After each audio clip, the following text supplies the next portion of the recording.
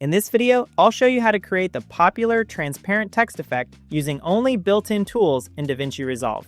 Let's jump straight in. Start on the edit page and place your video clip on the timeline. From the effects library, open Titles and drag a text plus title onto a track above your clip. Select the text plus title, then open the inspector in the top right. In the title section, type in your text, then adjust the font, size, and alignment to fit your layout. Next, go to the Settings tab in the inspector. Scroll down until you see Composite.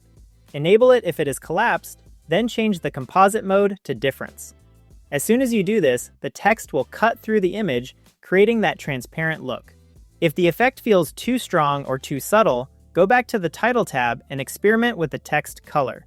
Different colors interact differently with the Difference composite mode, so adjusting the color is an easy way to fine-tune the final result.